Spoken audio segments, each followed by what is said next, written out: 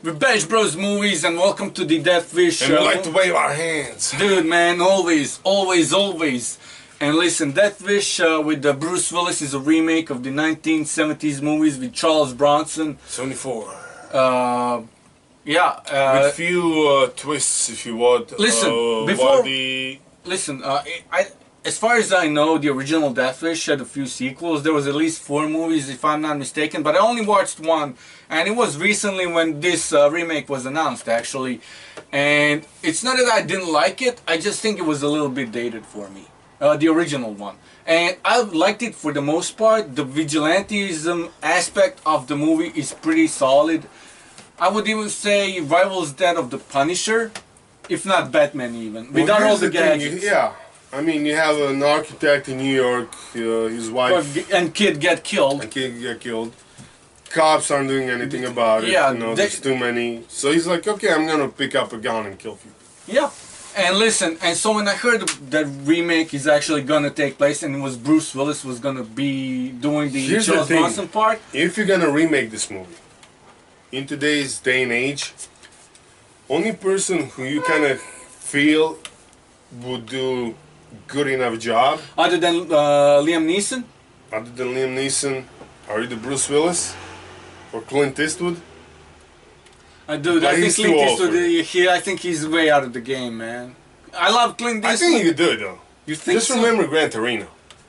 Yeah, but he was, dude, that was like 10 years ago. And even then he was old, yeah, and even then he was old. So I'm saying he's old now. He's old. But I think he can still pull the part. Because he's one of those timeless actors that you can plug him into this, you know, and what? he could do a good job. I actually thought we could do a top 10 Clint Eastwood movies, and I think we should do it. I'd have to rewatch a ton. And I'm talking, yeah, but I say rewatch because I watched most of them. Yeah, I know, but I'm saying, dude, we should do it.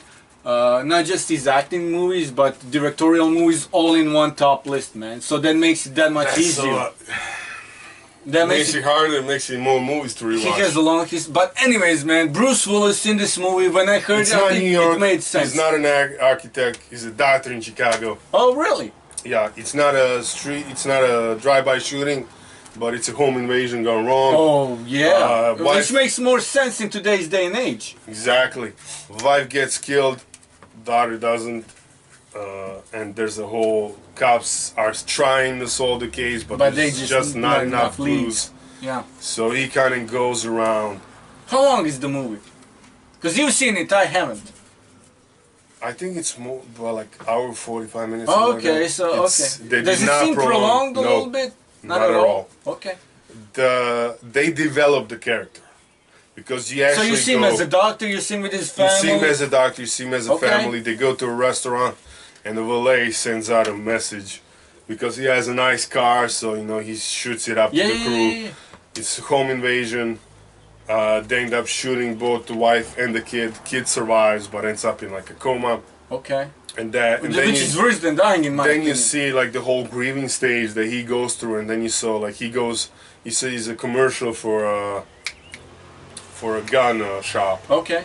And he's like, okay, I'm gonna go and check it out. So he talks to the lady. She tells him about guns, about new features. Yeah, they did something similar in the original, if I remember correctly. Then one day he's basically in the operating room because he's a doctor, he's a surgeon. And one of the guys that comes into the operating room, no, it's not. Well, that happens too.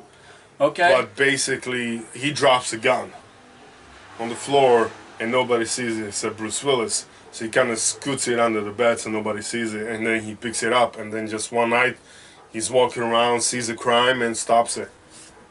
Right then and there. Right there and then, he pulls out a gun. He inflicts, he brings justice.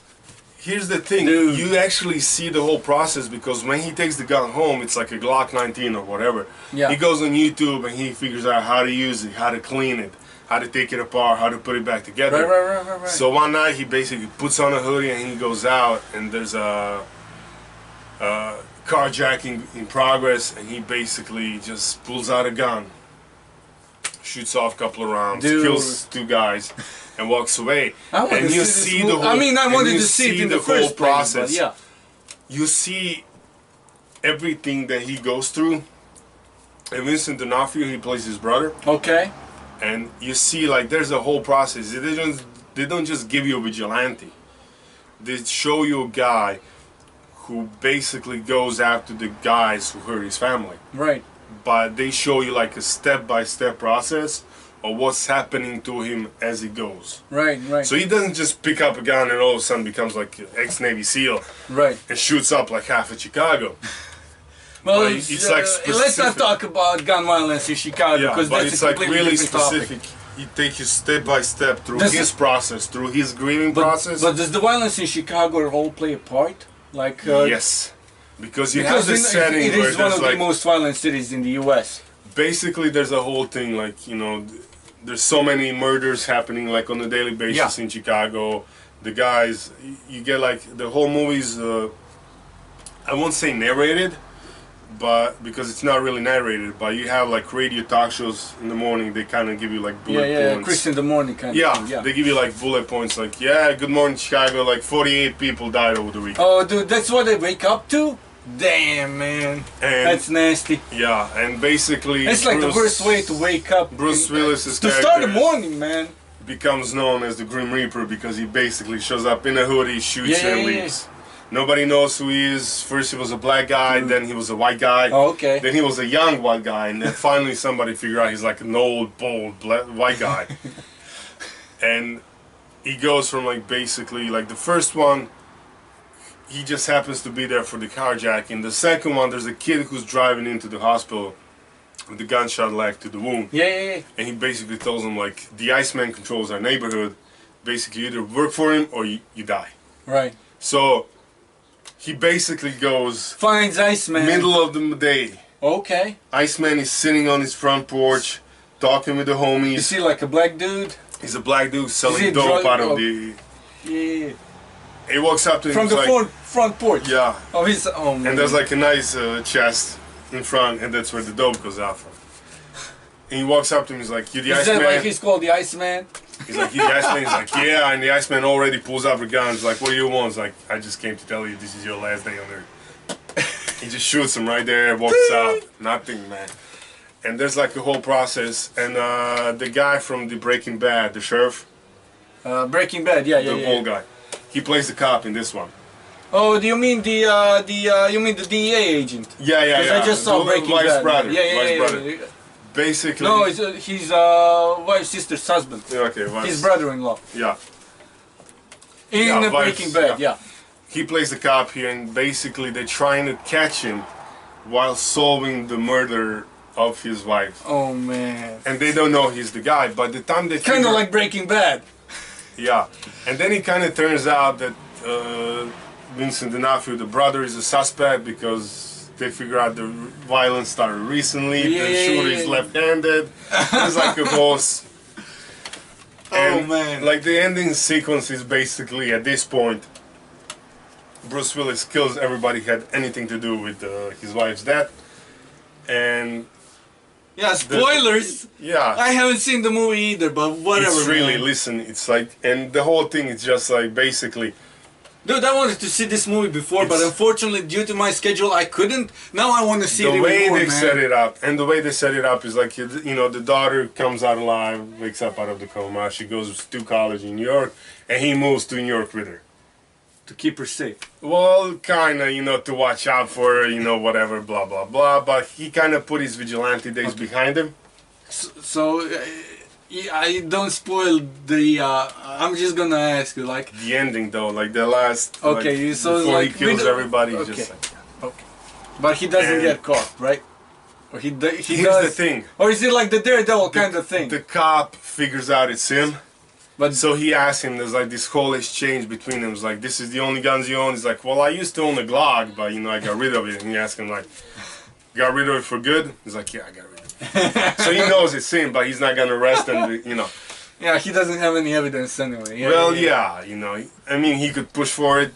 He could probably make a case, but, like, he's going to let it go. Dude! But the whole movie... So what's your rating, man? Like, solid 25, man. 25, huh? I 25, thought the way you're talking about, I thought it was gonna be 30, man. I can't really go for 30, but did I enjoy this movie as much as I thought I was gonna enjoy it? Yes. Did they set it up for a sequel? Yes. Okay. Are they gonna make a sequel? Who knows? Hope so. I hope so, man. Okay, man. It's worth a watch. It's not long. It's not prolonged in any way. There really isn't a part of this. There's maybe like one scene that you can cut off. To all the people who, it's just another Bruce Willis movie. We've seen Here's Die the Hard thing with, 5 here's and the 4 thing and with 5. Bruce Willis. Recently he's been accused of phoning in his performances just to make a couple of bucks. And he made You a lot can't blame of. the guy, so yeah. You can't blame the guy. It's Bruce Willis. He's probably gonna. And I know you love Bruce Willis. I love Bruce Willis. I'm a Bruce Willis. Like, I watch his indie stuff. I don't care whether he phones it in or not. I'm gonna watch a Bruce Willis movie. So watching this, he did not phone it in. Or if he phoned it in so nicely you don't even see it. Good.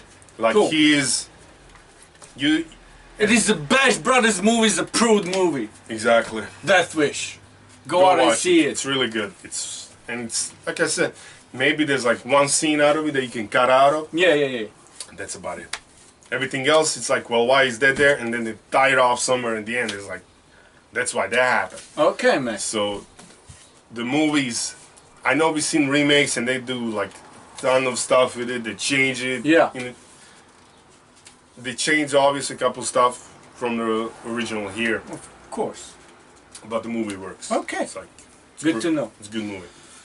If you enjoyed the review, if you've seen the movie, if you think about seeing the movie now, tell us about it. Join us on social media, and don't be a douchebag because we're gonna discuss movies with you only if you're not a douchebag. Okay? If you're a douchebag, we'll ignore you. Until next time, Bash Bros out.